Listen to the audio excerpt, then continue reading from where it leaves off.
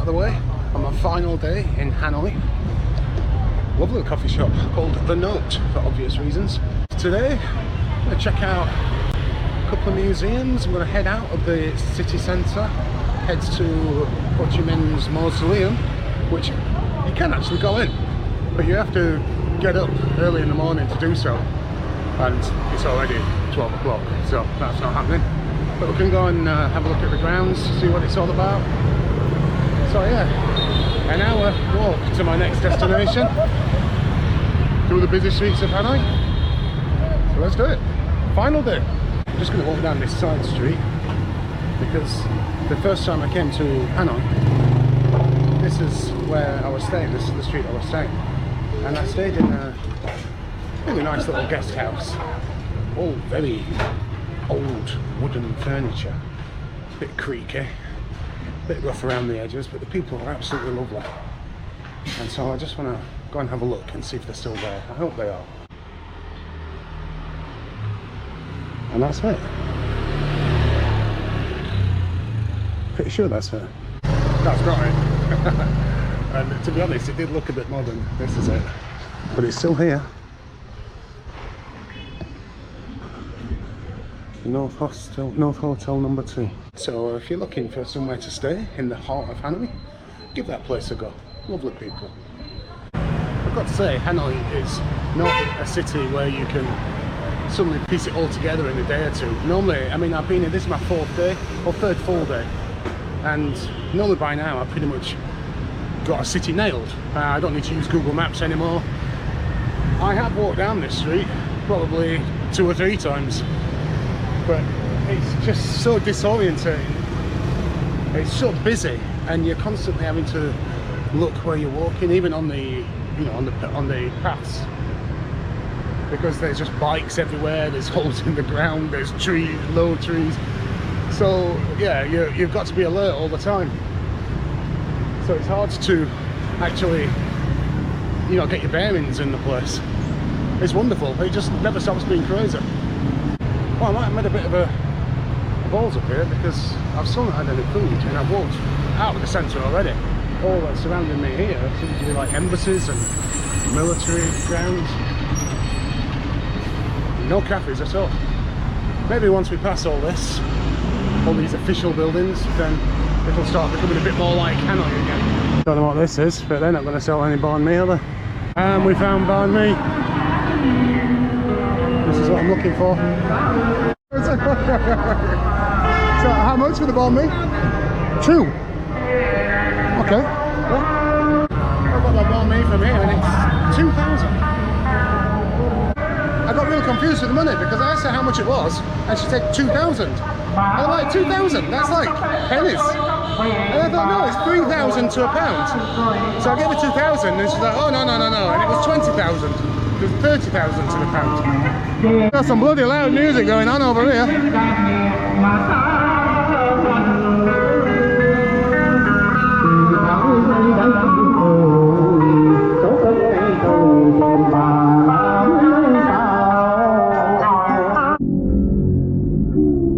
So I've just been walking down the street, minding my own business, enjoying my banh mi, and a woman was walking towards me, and she started smiling and waving, and I was like, what's going on here? And she came up to me, she's like, hi, remember me? I'm like, no. I thought she must have got the wrong person, and I thought, well, who else looks like this? And she's trying to explain to me, I couldn't hear what she was saying because of the loud music. And so we just walked like around the corner, and it was the woman who owns the Circle Cafe bar. And I totally didn't recognise her. I'm shocking at recognising people's faces unless I see them in the place I'm normally, where I normally see them. And that's really embarrassing because she totally recognised me and I didn't recognise her. And she's really lovely as well. So yeah, I'm sorry about that. Woman in the Circle Cafe, it just kind of threw me being recognised on the streets of Hanoi. I realised I needed to be on the other side of the road and there's just traffic coming from everywhere. And a car actually flashes lights, let me go. in Hanoi. Well, the roads are bloody confused around here because I've just crossed over to the other side and then had to cross back, and apparently there's the road in the middle of these two roads. God knows where that is. I think if I stay on these roads, then it'll bring me there eventually. Fingers crossed. It's amazing when you see the bikes going past. Some of them are carrying absolute tons of stuff. Boxes, crates, and then another guy drives past, he's just carrying a bunch of twigs. Well, it looks like I'm walking past a super mall.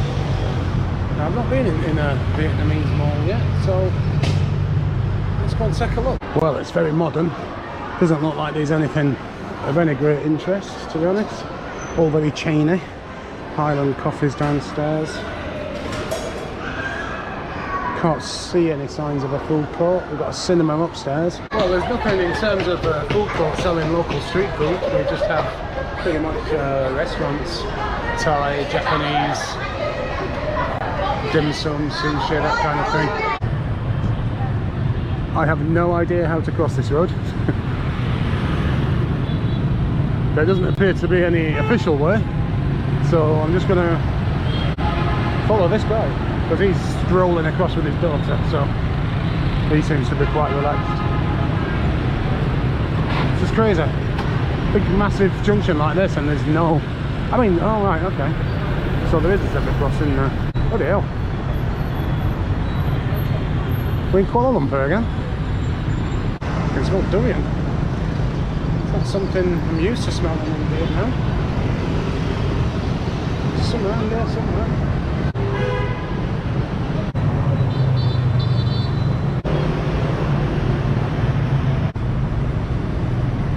It's incredible. I've been walking. When I first said that I could smell durian, that was about like 500 meters away. And I'm like, I can still smell durian, but I can't see it. Where the bloody hell is it? Someone somewhere around here is selling durian.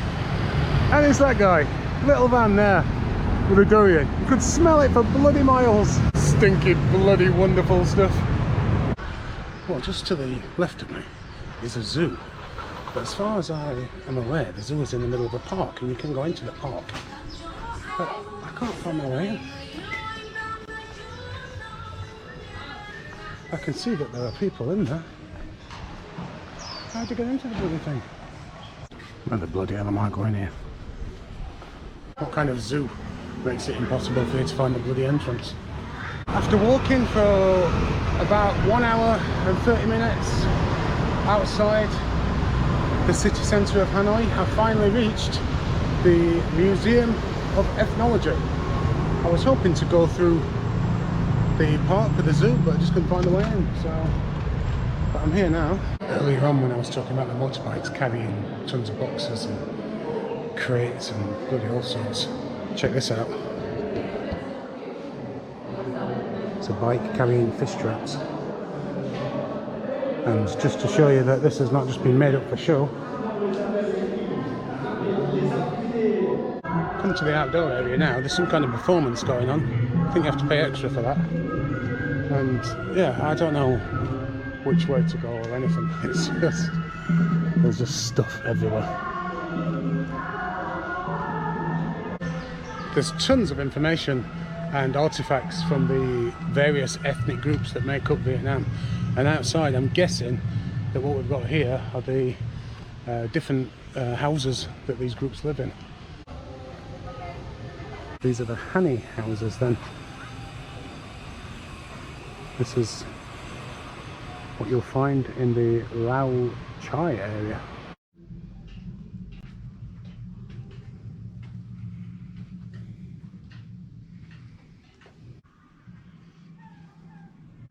So this house, which is made of muddy walls, was once the house of a family, a couple and their 3 sons.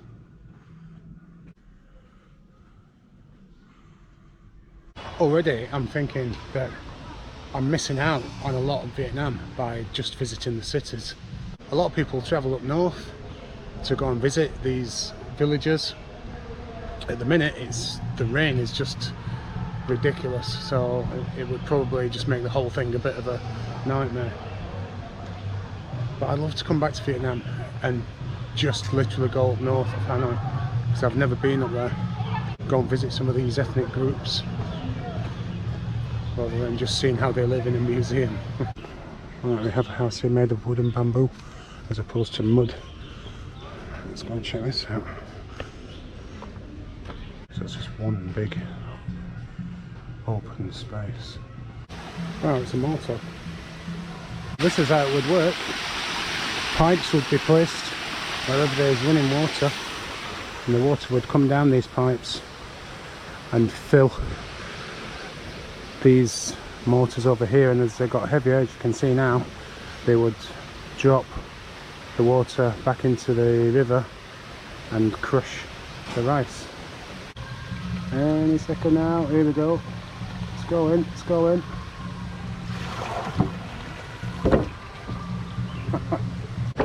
So around 7 kilograms of rice could be husked each day using these. That's amazing. And this is a Hmong house from Yen Bai. And this house was built in 1984, and then when the owner died, the eldest son inherited the house and then sold it to the museum, and 7 of the local Hmong villagers came to reconstruct it on this site. It took 6 days. And these things, some of these, can be moved. They can slide across to allow light into the house. Let's take a look inside. Wow.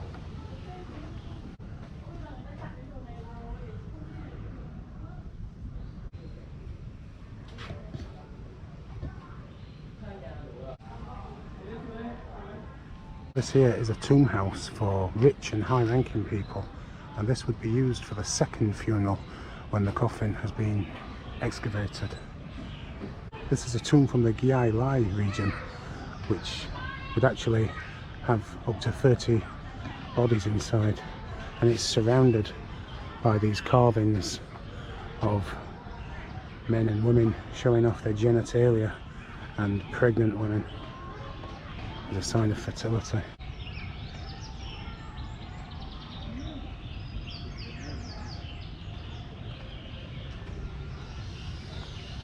So this is an Edie longhouse, which is actually 42.5 metres long. It's just crazy. And apparently the more people that lived in the house, the bigger the family, the longer the house.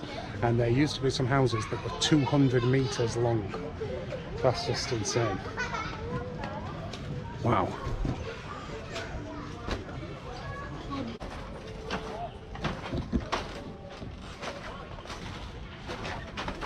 This is a bit like one of the little guest houses I stayed in Koh Lanta, where the floors are almost giving way beneath my feet. And this is the guest room that I'm stood in now.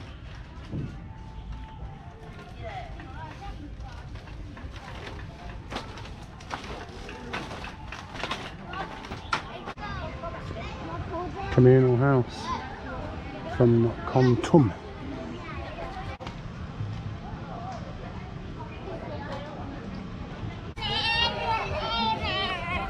The water puppet theatres are unique to Vietnam, and they began in the villages 1,000 years ago.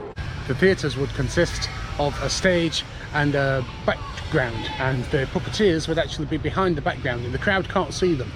But the puppeteers manipulate the puppets with ropes, and there's a rule that you're never allowed to go backstage to see how the puppeteers work. Crafty buggers. Couldn't pass up on the opportunity.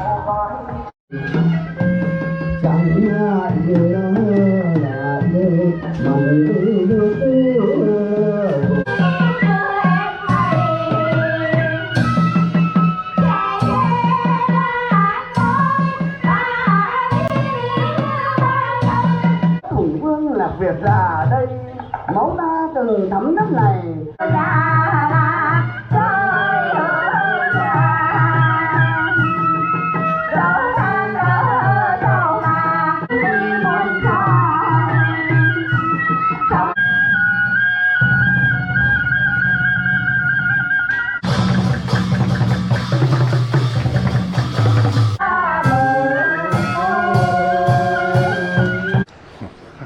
just one of the craziest performances I've ever seen. It was good fun. So now I'm in the final museum, which is all about Southeast Asia and its culture and diversity.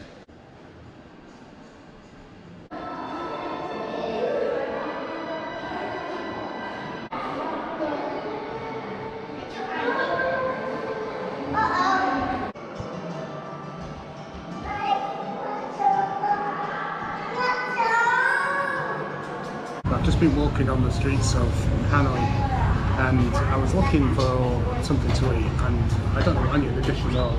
So I looked on a website which was the 19 dishes you must try in Hanoi, and one of them was bun real cat or something, I don't know. And I literally read it and then looked up and there's a restaurant that does it. No idea what it is. So this is what's come then. So we've got I'm not exactly sure what they are. Prawns in there, I think this is fish, noodles, we've got some meat in there as well, and it's covered in dill, which is just wonderful.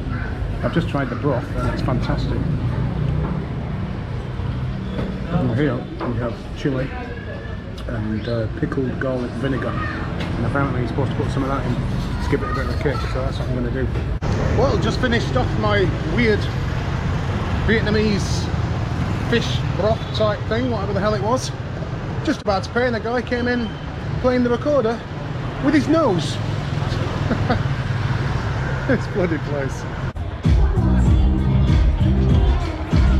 Well, I've come down to the lake to check out the live music which starts tonight, and as I'm sure you can hear, it's bloody awful.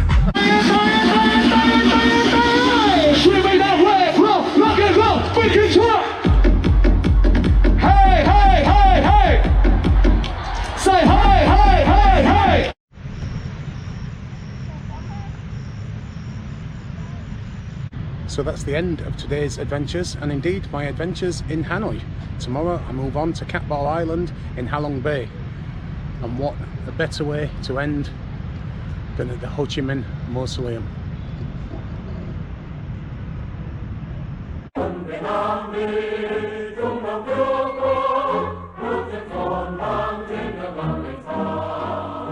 Yes.